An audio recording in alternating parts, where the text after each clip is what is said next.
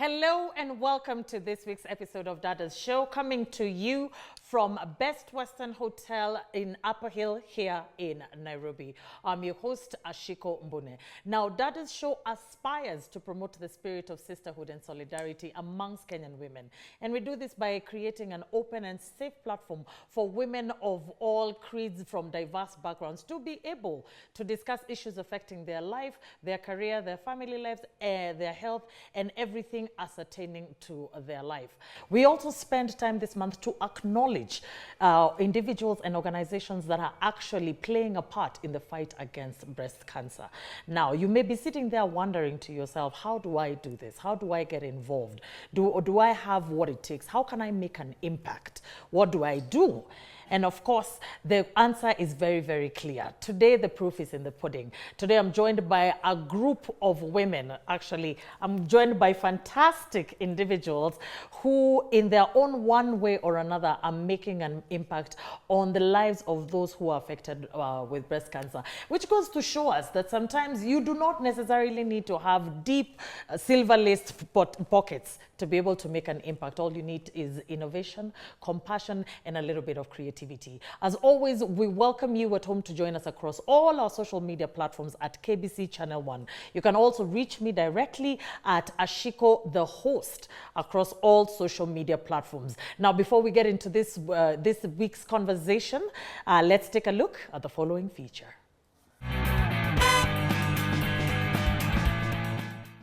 Nikabukiwa, nikaenda, nikatolewa my right breast. In fact, haiko mpaka wa leo. Jina ni Immaculate Kathomi. Kazi nafanya hapa KBC as a studio technical operator, and I'm a cancer warrior.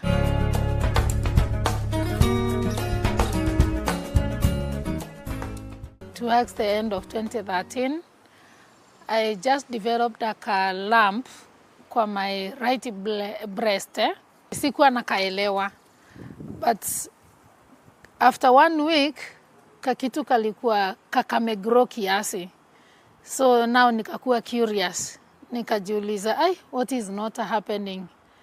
After 2 days, tena kamegro, but akakuwa kachungu. So I decided to go to the hospital.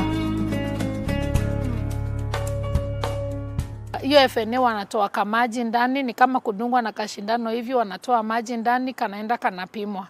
After 3 to 4 days, nikarudi tena, wakaniambia hiyo kitu hakuna kitu inapatikana. Huyo daktari alirecommend I go and see a breast surgeon. Nikaenda kwa breast surgeon akaniambia tuende tukafanya day surgery, nikafanywa day surgery. So walikuwa wanataka sasa kuchukua kanyama kadogo kutoka kwa hiyo lump ndio waende wapime. But nilipotoka hiyo kitu ndio ilianza kusikia uchungu zaidi. Nikaambiwa niende results on 6th of January 2014. So nikaenda, I remember it was on a Monday. Nikaenda nikachukua hizo results, but now pia the way the doctor ali break the news, ilini break so much because aliniambia Immaculate, I'm sorry, it is cancer. We need to book you tomorrow for theater. I could not control crying. I cried from that time mpaka I could do nothing. Literally, I could do nothing. I couldn't even walk out of that office ya daktari. Ilikuwa stage 1. Wanaita stage 1A. But now in a span of 2 weeks ya kuzunguka kwa hospitali moja, kwa ingine, ilikuwa imefika sasa stage 1B. Karibu sasa na stage 2. I decided to look for a second opinion, so I went to another hospital, nikaangaliwa, wakaniambia, anyway, Immaculate, hakuna otherwise, hii lazima itaenda kutolewa. Aliniambia tu wewe tembea, najua uko stressed, wewe tembea lakini najua utarudi tu. So that's what I did. Nilitembea hospitali zote nikiwa in denial ya kwamba I was in denial ya kwamba it is not that. So nilikuwa na expecting daktari watatu aniambie si hiyo. Nilikuja nikaji-accept, nikajikubali, yes, Immaculate, you're sick. What do I do now? Nianze matibabu mara moja. And that's what I did. Nikaenda Kenyatta National Hospital. Hapo ndipo nilianza matibabu, nikabukiwa, nikaenda, nikatolewa my right breast. In fact haiko mpaka wa leo. After that nikakaa heal kidonda. After healing kidonda nikaanza chemotherapy, nikafanya huko tu KNH nikamaliza. Ndio from there nikaenda sasa kufanya radiotherapy na nikamaliza yote. So in a span of 1 year nilikuwa nimemaliza surgery, nikamaliza chemotherapy na nikamaliza radiotherapy. After 1 month daktari akanipea dawa, nikakunywa dawa for about 5 years, lakini bado nilikuwa naenda bado clinic. Mpaka wale naenda clinic kuangaliwa. I thank God nilikuwa na support ya familia. That is one, my hubby was very supportive, and the extended family. Yani everybody alikuja mpaka kuni support kifedha, yani everything, cause yenyewe ni expensive. It is very expensive kwa sababu kama I remember that was in 2014, na chemotherapy moja nilikuwa nafanywa na between 30 to 40,000, and I had to do 8 sessions. Wengine hata wataki kudisclose ya kwamba ni wagonjwa. Mimi ile kitu nilifanya ni kama niliambia dunia yote niko mgonjwa. Mimi sikuficha. Nilikuwa naona wengi wana lose hope katikati.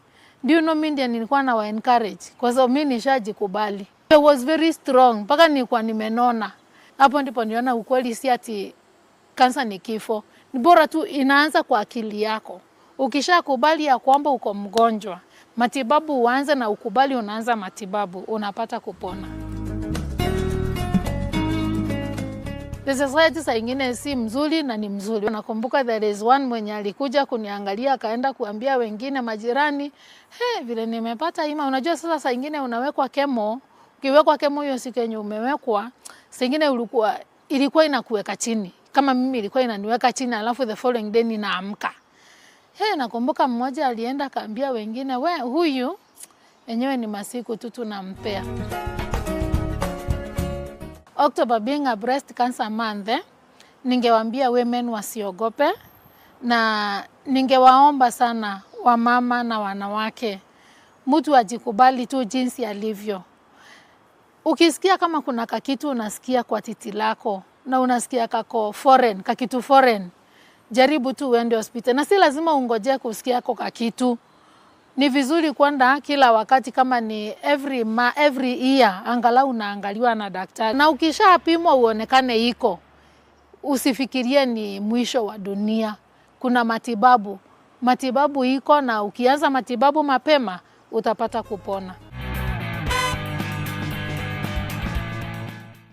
Welcome back. So if you're just joining us, this is the Dadas show, and today our episode is dedicated to creating awareness on breast cancer. As mentioned before the break, I am joined by a group of ladies who are using their talent, who are using their resources, who are using their creativity to be able to stand in the gap, to be able to support those who are affected by breast cancer within our borders. So, of course, joining me is Muthoni Mate, who is the founding director of the Cancer Cafe. Thank you so much, Muthoni, for joining us. Right next to her, I have Amanya Kuchio, who is a member of the Women Bikers Association. I'm so excited to have you here. And then finally, we have a friend of Dadas show. We've had her here before, and we are always happy to see her coming back to regale us with her intelligence and her experience and her smarts. So, of course, the one and only Dr. Tasneem Yamani, who's also a member of the Women Bikers Association. Last time she was here, she was wearing a different hat. So today, she's going to come and tell us what hat she's wearing today. And as always, I cannot fail to acknowledge my wonderful audience who week in, week out take time to come and sit with me as we tackle and we discuss contentious issues that are affecting women of Kenya. So asanteni sana, each and every one of you wonderful people. We will get to interact a little bit later on once we jump into the question and answer session. So, to get the ball rolling, I'll start off with you, Muthoni. You are the founding director of the Cancer Cafe. Now, when people think about a cafe, they think about somewhere where they're drinking tea, they're having a kaldadi. So when you throw in cancer, and earlier on in the previous episode, we were talking about the big C and the way everybody cringes when they think about that, and you put those two terms together, it feels a little bit juxtaposed. But please tell us your journey. What is the genesis of the Cancer Cafe? So thank you very much. For me, the Cancer Cafe was a platform that I needed to provide for patients who, like me, wanted to be in a space where you could be able to talk to your doctor without the fear that hospitals bring. So when I was going through my treatment plan, so the surgery, the chemotherapy, and the radiotherapy all the way in 2016, I always used to have panic attacks anytime I went to meet my doctor in hospital, because the hospital environment always reminded me that there's something wrong with me. And at that time, anytime you told somebody you had cancer, they'd give you that look of you're about to die. So I needed to be in a space that was positive energy, and I could still be able to ask the doctor the questions that I had. Because then I also realized every time when I'm at home, I'd have all these questions.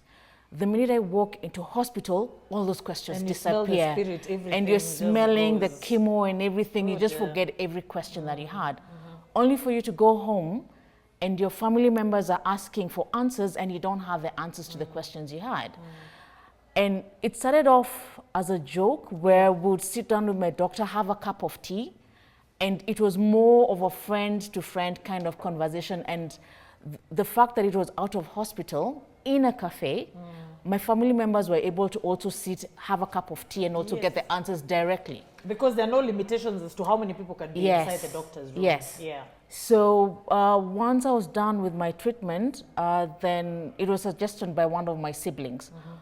Instead of you always having to keep running around Nairobi talking to each individual patient, why don't you do what you used to do with your doctor? Because by us attending, we also learned. So that was the genesis of the Cancer Cafe, where over a cup of tea, we discussed this difficult condition called cancer. And the whole idea is to put it in an environment that is positive energy, where we're able to break down all that fear and myths and misconceptions, and have people walking away with information. So even when they make the decisions on how to either prevent it from happening, reduce the risk factors, if you have somebody afflicted, you're able to walk them through the treatment journey correctly, and also more importantly, the quality of survivorship after. They're able to walk home with that, so that if it happens, then they have that information with them. So that was the whole genesis of why the Cancer Cafe. It had to be in a space where, and for me, it also reminded me of when I'd come home and have a cup of tea with my mom. It was nice and warm, and I needed to recreate that space, because then cancer is one of those conditions that initially causes a lot of anxiety. It causes a lot of fear. It causes a lot of... I think alienation as well. Yes, you're isolated.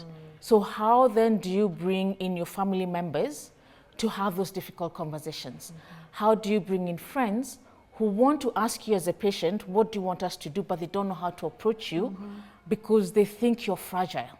How do you have those difficult conversations of, I've gotten cancer in my 20s, I'm done with treatment, and now I want to date? So having those conversations that are not only just medical, but also the non-medical aspects of cancer, which a lot of people don't talk about. How do you go back to work? How do you freeze your eggs before treatment? Do you go for a lumpectomy or a mastectomy? Do you know the difference between the different terminologies? So it's a space where you're literally having your consultation, but you're having a consultation with a cup of tea. Which is excellent. I think that's a brilliant idea, Muthoni. So how often do you have, is this something that happens on a weekly basis? Is this something that happens bi-monthly? How often do you have the Cancer Cafe? So the Cancer Cafes ideally are supposed to be monthly. So we have our calendar of events that have different topics every month. So 1 month we'll have NHIF. I know it's always hard to get them. They would actually come and talk about the financing of chronic conditions. what are the packages available? How many sessions of radiotherapy are catered for by NHIF? What are the other alternative means of making sure that your family is not broken down financially when you're going through treatment? How do you ask for support? At times we'd have reproductive health specialists coming on board, especially targeting life after. Yes. Do you still have children after? If you have a family history of cancer, how does that affect your children? At times we'd talk about things like mental health. How are you able to still walk around knowing that you have a condition that could recur at any time? Yeah. For me, it's 7 years later, but if I get a headache, the first thing is, your mind yes, goes has there. it spread to my brain? Yeah, It's not just a headache where I'll just pop a pill. Yeah. How do you live with that mental space of always knowing you have to be extra careful without stopping to live? Oh, wow. So every month always has a different topic, and the topics are largely decided by the audience based on the feedback we get from them. Yeah. And based on that then is also how we're able to come up with, especially the financial aspect of it was kept recurring. And that's how we were able now to have an economic empowerment because once in an audience we had a survivor who said that she couldn't even afford the transport to get to the cancer location. cafes and to get the information. And to get the information, which at this point is very crucial for them. We'll come back to you, Modoni. But thank you so much. That is such a noble endeavor. And like we were talking about, it's innovation. You know, sometimes, what is this thing? What is that thing? For necessity is the mother of words. All innovation. So when we're sitting and you're thinking, I don't want to be in the hospital, I don't want to constantly dealing, you know, you're hearing people over the intercoms and you're panicking and you're freezing and, you know. So I think that's a very good innovation. We'll come back to how it actually works and some of the things that you go through. But let me jump straight to Amanya. You know, Amanya and Daktari, both of you are members of the Women Bikers Association. And I'm still wrapping my mind around it. And please, believe me, I am one of the most liberal people on earth. I'm like, you know what? Do you live your life, etc. But I'm already scared of bikes as it is for a man. I know that sounds completely sexist, but for a man. And now you come. So I'm also embracing a group, a demographic of women bikers. So I need to stop my mental and you two at home from thinking when you think of bikes, you think Duthi. So now you're thinking Duthi. So now this is Women Bikers Association. So let's start first of all, why bikes? Out of all the things that can move from point A to point B, including our feet. And then secondly, what are some of the things that you're involved in, especially in regards to breast cancer awareness? Okay. So why bikes? It's cost effective as well.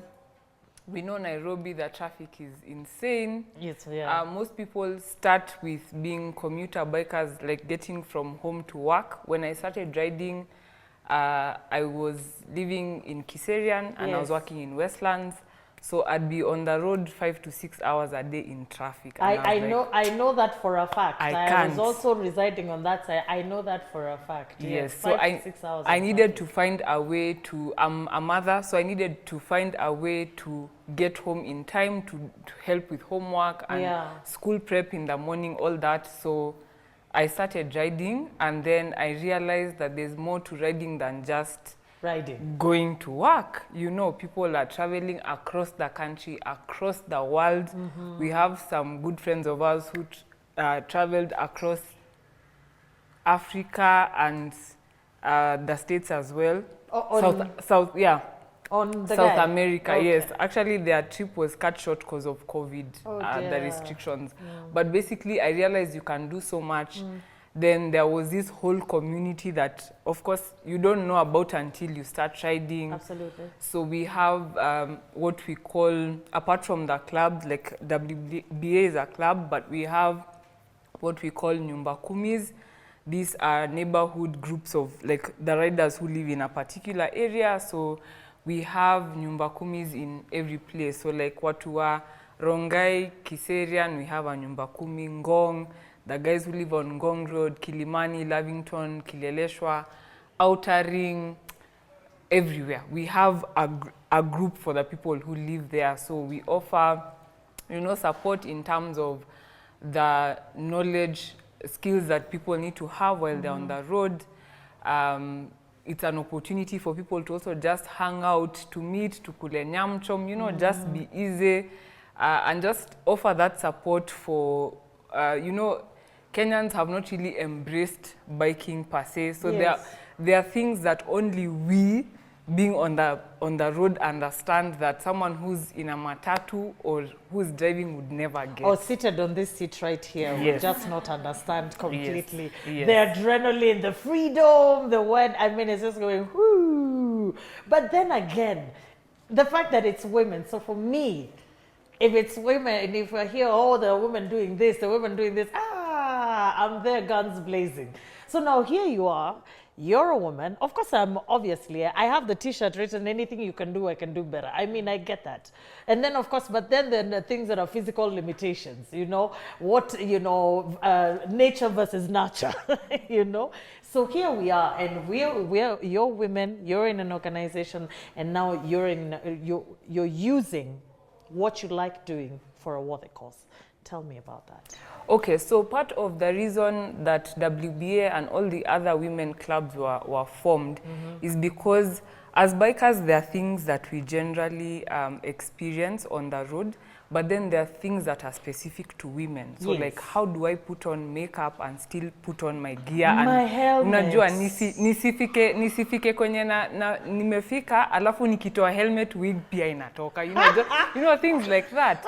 When you're on your period, how do you handle, you know, like, you know, things that men cannot answer in a group. So we started by just forming a WhatsApp group, and then we realized we don't just want to be, you know, perceived as cool women who ride. We want to be able to have impact through the work that we do. Right. So, so WBA was started 10 years ago. So we are celebrating 10 years this year. Congratulations. And let's give them a round of applause. 10 years of riding. Wow. And so our initiatives are around, first of all, building a thriving community for female bikers. And then we do a lot of community service activities. So we have several initiatives around safety and training for our members and for other female riders. Yes. Then we also have like the initiatives around breast cancer, which is called Bikers for Boobies. That's our initiative, which we've been running for 4 years now. And then, as I said, we have hangouts every once in a while. So we celebrate International Women's Day, and ours is not just to create a safe space for women, for female bikers, but to also empower them in other ways. So like this year when we were celebrating the International Women's Day, we did like, we partnered with a group of realtors just to try and look for options for women who would like to invest in real estate. How do we go about that? It's not just about riding and working. We want to be able to make money, enjoy our money, you know. And then a lot of the initiatives we do are tagged on not just doing something for the community, but sleeping a ride in there. So for example, we have initiatives around mental health and general health. So we have a ride that we do around this time, October, November, to create awareness on Alzheimer's. And we'll do it as a ride. So we will, like last year, we rode to the coast for a weekend. So as we go, you know, we'll be posting information about what Alzheimer's is, just creating awareness around these things. And then obviously we don't just ride, we also want to be able to enjoy our, you know, step out of our gear. Actually, most people who see us in our gear, like when we are dressed in like normal clothes, people are like, is this Amanya? Because I will have to be one of those people, because the last time when I had Dr. Tasnim here and we were having a conversation, we were talking about Alzheimer's, and she's come in as the industry expert, and we are having this conversation with her. You see how she looks? She's not doing anything until we're done and we are socializing out there, and she just has a helmet, and I'm like, what are you doing with that? Are you about to beat somebody with it? So it completely blew my mind, and that was actually the genesis of all this. It said, no. We have to, I want to see your kind. Where are the members of your clan? You know, especially if you're doing it for a good cause. Now, let's move to you, Dr. Tasnim. I've just had Amanya mention something about bikers for boobies. And of course, in honor of Breast Cancer Awareness Month, tell us a little bit about that. So the initiative initially was all about creating awareness about breast cancer. But as the initiative has been growing, we realize everybody in October is talking awareness. Yes. I think if I told somebody now to examine their breasts, it's like, you're talking to me about something that's talked to me all along. All the time, yeah. I'm done. I do it every year. So Yeah. if today we compared the number of people who actually self-examine, are more aware of what they should do, are much higher than when we started. So we sat down and reassessed what we're doing. That is So true. initially it was all about doing a ride, getting together a group of ladies in different categories, getting somebody to come and talk to us about cancer, what it is, how to screen, when to screen, how often to screen, and the whole thing that is repeated over and over again every year. And it's still being done. It's important because there's still people who don't know. But in addition, we said, how do we now create an impact? So now we know you're going to get screened. Then what? So let's say a group of 40 of us go and get screened. One of us finds cancer. So then, now you've created a problem where that person didn't have one, because that's the idea. What I don't know can't hurt me. Yes. Because you're not told them what to do after. So this year we said we partner with Cancer Cafe every year. This year we took it larger. We said, we've talked about that. We may not be in a position to offer treatment options and all. How can we support people who have gone through cancer? And Cancer Cafe has this initiative of knitting a boobie. Yes. Right? So what they do is they make boobies that, like you see, ideally after mastectomy, a woman's appearance is totally your self-image. There's so much attached to a woman when it comes to her breasts. Yes. So that image can really make you feel isolated from the world, like what Muthoni mentioned earlier about going back to the world after your treatment is done.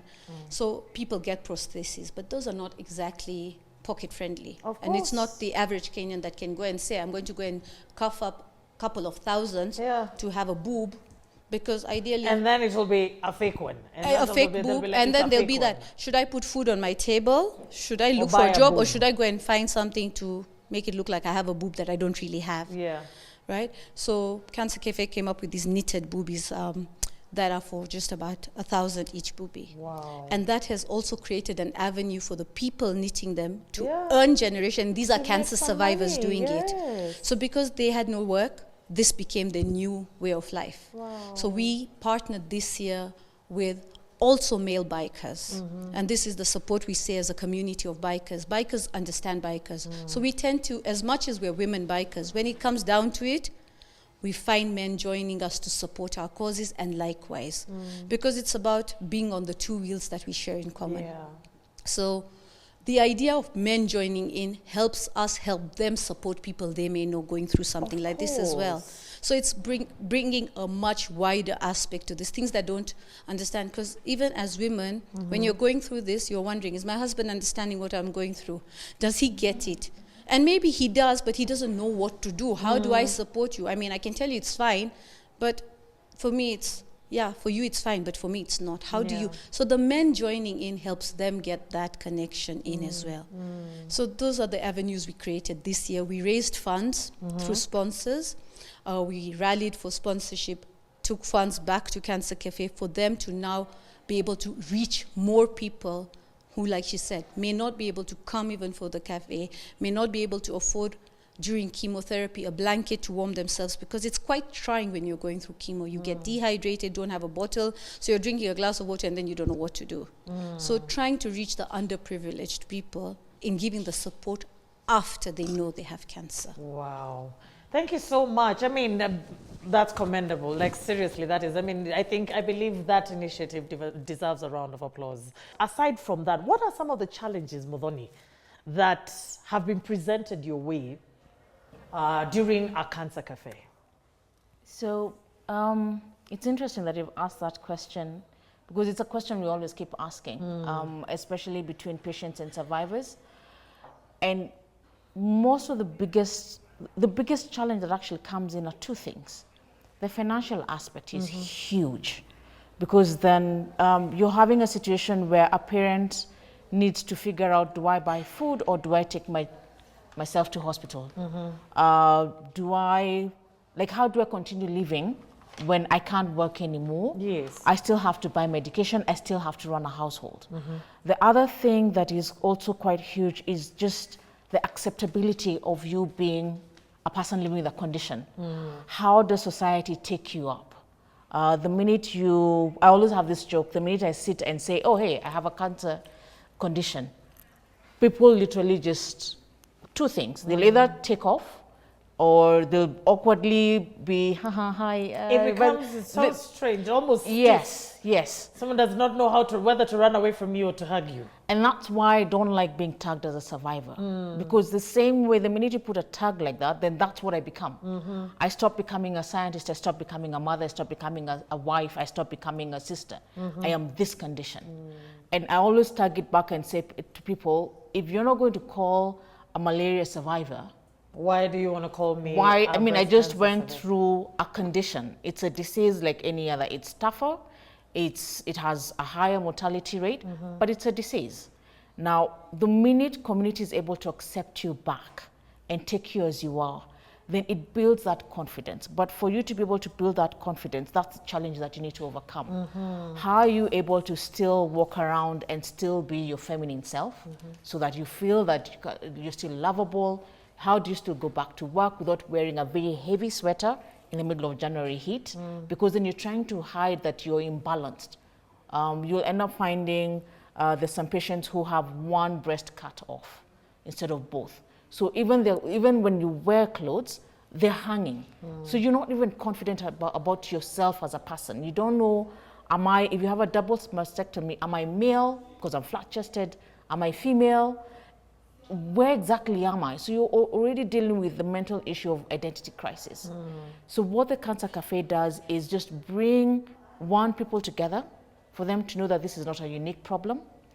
Two, give them the information that they need to be able to make informed choices. And three, find solutions among ourselves. So the partnership we have with WBA came about from survivors and patients asking, if we were to go back to hospital, what would we want people to come and visit us with? Kawaida, we know if you're visiting somebody in hospital, you come with one or two things, fruits or flowers. Now, if everybody comes with fruits, you will not eat all of them. If everybody brings you flowers, there's only so much you can. But what would be those things that you need? Things like your doctor telling you keep hydrated, so come with a flask. Things that when you're going through chemo, you're always frozen, and the hospital may not be able to bring you that hospital blanket, which you don't even want. It already has that smell of hospital. That's the last thing you want when you're going through chemo. So like I used to carry a blanket from home. So what are those care packages or care items that somebody can come and see you when you're in hospital as you get your treatment? And the people who now are generating these items are also survivors. So it ends them, they end up earning something, which then gives them back that dignity of, I didn't beg for this money. It's not a handout. I actually earned something. So what you'll find is over time, the pilot we've done with about 8 of the survivors, you need to see them. When we started off, they were very shy, very timid. Now, when we had the last biking session, they could hardly wait to meet and interact. And you could, for me, that joy of seeing that transition is why I do what I do. Wow, that's excellent to hear. Now, before we go on a break, very, very, very quickly, Amanya, please tell me, what are some of the challenges you experience as an organization? Really quickly, as we wrap it up, but then we jump into the question and answer session. Okay, so one of the other hats I wear apart from being a member of WBA is I'm the vice chair of the Private Bikers Association of Kenya. And our mandate is to create awareness on safety and training for our members, to intervene for them in terms of legislation, and then just to ensure that we associate as members. And I think one of the challenges we've had is that being categorized as one like watu wa nduthi. And there's a difference. And I was guilty of doing that when we began. Hey, these nduthi guys, oh we are all two-wheelers, yes. But there is a difference between private bikers and commercial riders. So private bikers are people who've decided that they will ride motorcycles as a means of commute. These are people who pay taxes just like anyone else. They work in offices, they're professionals, they're lawyers, they're bankers, they're social workers, they're doctors, they're business people, all this, yeah? So just getting the government to realize there's a difference and figuring out how we can make the roads safe for all the two-wheelers, not just the private bikers, but also, you know, commercial riders. How do we ensure that people have proper gear? How do we ensure that our roads can accommodate all of us, not just, you know, drivers, because we'll be harassed on the roads by drivers. Lakini wewe unalipa tax na mimi nalipa tax, na hii tax yenye si wote tunalipa is what gets us on the road. So you don't have more right to be on the road than me. You know, than anyone else.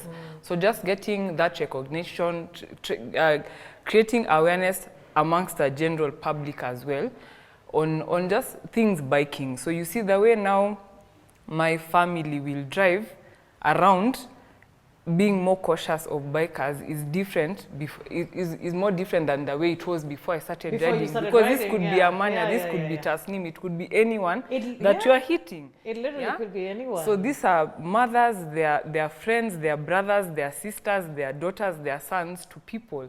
So we need to all be able to share the road.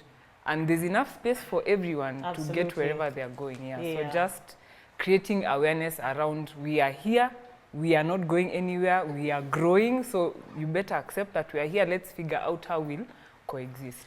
That's excellent. I mean, I love that. I mean, to be honest, if there are people who are out there and this is their set way of living and they're doing something, they're making an impact. Like in this instance, there's so much good that is coming from what you people do. And if the thread that brings you together is biking, then by all means, you should be able to get the support from the government. You should be able to get support from the members of the private sector, public sector, everyone. You should not be bundled up. But anyway, I hear you, ladies, and thank you so much for what you're doing. We're going to take a small break and then we'll come back for the question and answer session. Please don't go far away.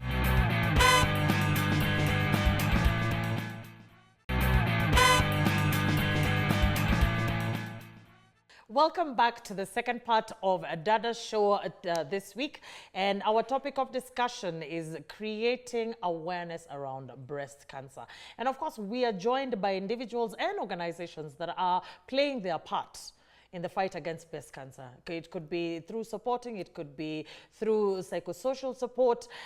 In whatever way they are playing, they are doing a great job, and we're definitely acknowledging them. So remember, as usual, from wherever you are, you can reach us or across all our social media platforms at KBC Channel 1, and of course my personal pages, which is Ashiko, the host, across all social media platforms. So of course we are getting into my favorite part of the show, which is the question and answer session, where our audience gets the opportunity to interact with our wonderful panel. So to start us off, we have Eunice, who has a question for Modhoni. Eunice? Oh, my question is, where is this Cancer Cafe located? So the Cancer Cafe operates from 2 counties. One in Nairobi, we have an operating office there, and the other one is in Nyeri. We do not have a physical office because cancer does not know a locality. So we are able to reach out within the whole of Kenya and even beyond, depending on where the person is able to access us. So you can be able to reach us on our website, which is www.cancer-cafe.org. We're also on Facebook and we're also on Instagram. So the minute we get all that information, we're able to reach out to the interested parties, and then we coordinate how to bring the Cancer Cafe to wherever they are. Thank you. Excellent. So if you're talking about, if somebody from Mandera right now, and maybe a group of people, a support group from Mandera, reach out to you and say, we would really want to see, let's say, a radiologist, we would want to see an oncologist, we would want to see a nutritionist. Is it possible for you to organize something like that for us? You're saying that is possible? Yes. So you're not restricted by county lines? No. So the way we operate is that we always have a network that we've worked with. Cancer Cafe has been there since 2017. So we've built a network of doctors, nutritionists, psychologists, any person who is needed in that space. Then depending on where the need is countrywide, we're able to connect you with the doctor we know in Mandera. We're able to connect you with the doctor we know who's in Nakuru, so that you don't have to come. And that's why we don't operate from a specific area. Yes, I see. We're able to use that network. You let us know where you are, and we link you up with the facilities that are around there. So that came in very handy during COVID. Remember during the lockdown? Yes. Where a lot of people then could not access their chemotherapy because then they were coming always to Nairobi. So we were able to quickly rearrange, alert the doctors in Meru that there's this patient who's supposed to be receiving chemo next week. They can't access Nairobi. Can we have the drugs shipped out to Meru? And we have them get the chemo from there.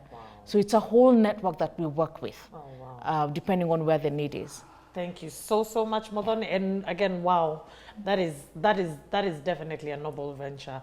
And you know, Eunice, I'm hoping that your question has been answered. No physical location, but you can be able to access them anywhere, which I think is even better. You know, I'm like, okay, yeah, fine, then I can get you everywhere and anywhere. So our next question is from Maureen, and Maureen's question is to Amanya. Okay, my question goes to Amanya. How can one join the Bikers Association? So you can join the women. Okay, so for most of the biking groups, we require that you be a biker. But at WBA, we are a bit open. So we say as long as you're a motorcycle enthusiast, then you can still be able to join us. So we also don't have a physical location. So we mostly operate online. So you can follow us on Instagram and on Facebook. On Twitter as well, we are WBA_KE. So usually we'll require, if you're a biker, for you to have a motorcycle, of course. And then we have an annual subscription fee that you pay to join the club. And then, as I said, we operate online. So we have a WhatsApp group, which is where most of the communication happens. And most of the discussions and planning just happens online. And then every once in a while, for the activities that we'll have, we'll meet physically. Okay. Yes. How many members are we looking at? I'm curious. Okay. How many women bikers are registered to WBA? So WBA is a fairly small club. We are small, but we make waves. Yeah, clearly. So we are currently at a membership of 30. Yeah. But there are other women biking clubs. So total, I'd say women across Kenya, we are about above 200. Wow. Operating independently. And like Mudhoni said, we are not restricted to Nairobi. So we have members in Eldoret, we have members in Diani, the majority, of course, here in Nairobi, but we're everywhere. We have people in Kisumu. So, you know, we connect however we are able to. At our last Bikers for Boobies, one of our members from Eldoret, you know, she wrote down to be with us. So I love that. I mean, it's so inspirational, you know, to see something that ordinarily, you know, in a patriarchal society, no one, I think we would not even be allowed to drive cars, let alone, you know, be on a motorbike. So to see you do that and to see you causing ripple effects and to see you, you know, follow causes and make life better is truly admirable. I mean, kudos, you guys. So our next question, Maureen, I hope your question has been answered. So you just get this guy and you'll be there. You'll be right there, yeah? So our next question is from Varian. My question was, how do you sustain your organization? We sustain our organization. One, we're a non-for-profit. We're registered as a non-for-profit, so we have all the governance structures in place. We rely heavily on donations, and the donations don't just come as donations. We are very cognizant of the fact that for every dollar we receive, we have to show the impact that is coming with that money that is being funded. So what that does is that it's a ripple effect. For every amount of money we receive, we're able to show you gave us this amount, this is what we did with it. And what that ends up happening is building those relationships then that keep the funding coming in. And for us, up to 80% of what we do is purely donor funded. 20% comes out of my pocket because I am passionate about what I do, and I would have no problem just putting in my own money and putting my money where my mouth is. Yeah, that's excellent. So, quick question. So, we're talking. Okay, if I'm an oncologist and I'm watching, and I'm a therapist and I'm watching, and I may not be able to give you cash money, but I can be able to give you my services. I can be able to help you, let's say I have a background in psychology, and I can be able to come and help you, talk about chronic illnesses, talk about loss and grief. Is that something that you would be open to? Absolutely. We never turn down any help in cash or kind. So like what WBA offers, in as much as they gave us the donation, just being there, the presence of them being there was able to just have the community of survivors get to know that they're part of a society, to get to have them feel and touch the bikes. And I remember one of the ladies saying that they would never have in their million years thought that they would be that close to a woman biker. A woman biker? Yes. So just that experience that that whatever they're living through doesn't stop them from reaching out and living their dream. We receive everything in kind, in cash. At times we receive services. So you'll find doctors volunteering their time. We'll receive goods. Once in a while, we'll be able to receive the yarn that is used to make the boobies. We'll be able to get like the blankets, which also go into donations. So all that goes into a pot. Then depending on where the need is, then it's distributed accordingly. Okay. Yeah. Thank you so much. I love that, because I think at the end of the day, when we started and we were talking about what impact, how can I play? Do I have what it takes? I think the idea is to look inward and figure out, what are my God-given abilities? If I have a big bank account, let me send something that way. If I can come and perhaps talk to you guys continuously, I think at the end of the day is what can you do? How can you give back to the community? Over to you, Dr. Tasnim. How are you guys able to sustain yourselves? Over the year, we have many initiatives, Bikers for Boobies being one. We have World Environment Day, we have Alzheimer's, we have IFRD, which is International Female Riders Day, we have the mental health. So what we do is we look for partners who are willing to partner again, whether it's through donation on sponsorships, whether it's on the safety and skills side of things where somebody's coming to train us or give a talk or give us their venue, allow us to expose ourselves. So we work mainly on building those partnerships, not on a short-term base, but on a long-term basis where it becomes our partner for the rest of the time, and we review those partnerships. Of course, as a committee, we have a committee that sits out and looks through these partnerships to vet them, because we don't want to go and endorse somebody we are not sure of. So you may come in as a partner, but you're not reliable, but because as women, we get a lot of attention with the bikes. So what we are endorsing is passing a message saying, we believe in your brand, which means you have to also we have to make sure that the partnerships are very reliable, very trustworthy. So as they get whatever exposure they get through us, we're able to also benefit, and they're getting something back from us. Absolutely. Yes. Wow. I mean, that's very, very proactive. That's very pro this day and age. Anyway, so we have our final question, which is from Zito. Thank you very much, Ashiko. My name is Elfas Mzito. My question goes directly to the Women Bikers Association. what are the criticism that you as women, bikers, you find criticism in the society? Yeah. That's an excellent question. I mean, I'm looking at you people, you're the same, but you're diverse, okay? And I want to start with you, Tasnim. How has it been for you? Because your ethnicity, religion, and here you are on a motorbike. I mean, you must be causing ripples everywhere. We'll start off with you and then we'll move on to you, Amanya. How has it been being a rider and being who you are? Okay, I've been lucky, but I do interact with a lot of others who are not as lucky as I am. I've had the most supportive parents, the most supportive spouse. My kids are great, so they allow me to just be. Of course, initially, there's always that safety aspect that's there. Everyone's worried about anyone on two wheels, so that's there. But luckily, when I chose, I've always wanted to ride, but I actually just started riding about 3 to 4 years ago. Yes. Because that was when I was like, I just want to do this. I need to get this done. And once I got into it, I realized how much more, as Amanya had said earlier, it offers. Yeah.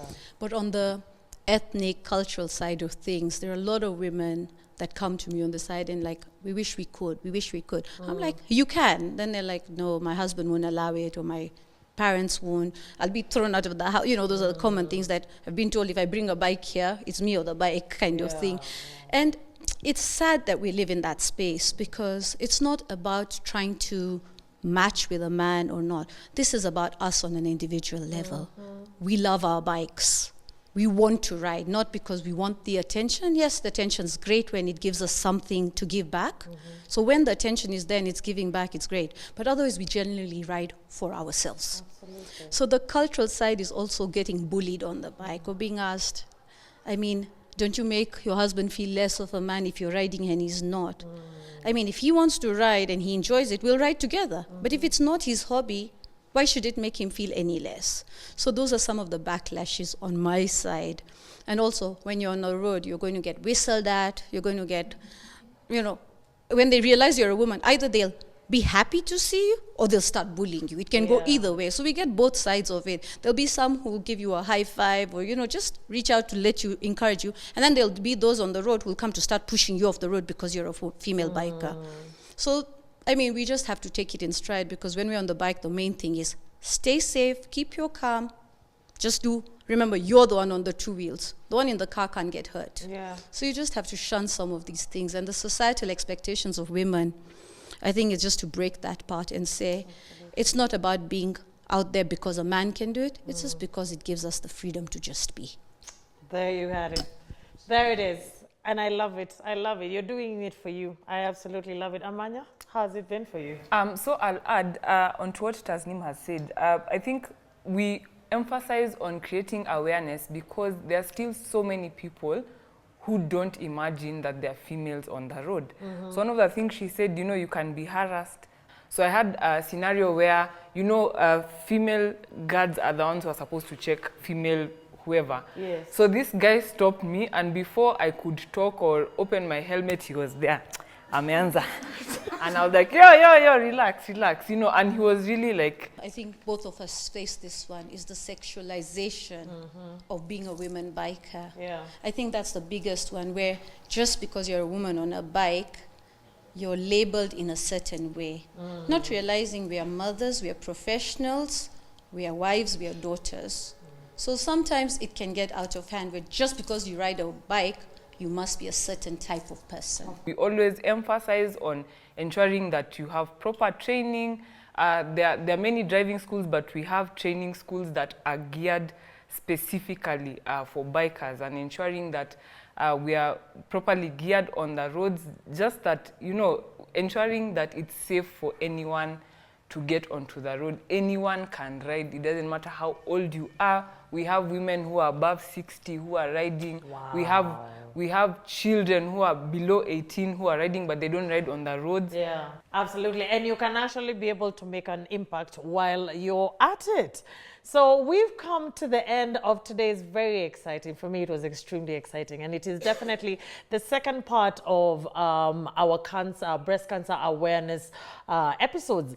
And we have learnt a lot, and there's a lot for us to take home between these episodes and the previous episode that we were dealing and delving into breast cancer awareness. Now, there are thousands of women who are fighting a battle against cancer, and there's so many people who've been afflicted by the disease, and it's our role to actually educate people, to promote awareness. Whatever little that you can do in your own little corner of the world, whatever you can be able to contribute, whatever you can be able to stand in, how you can be able to use your God-given talent, your innovation, your resources, to be able to make your fellow human beings' life better is definitely going to go a mile away. Remember, it only takes a spark to get the fire going. So on behalf of the production team at KBC, our location partners, Best Western Hotel, Nairobi, here in Upper Hill, and myself, Ashiko Mbune, I wish you all a blessed week, and I will catch you same time, same place on Dadas Show. Bye for now.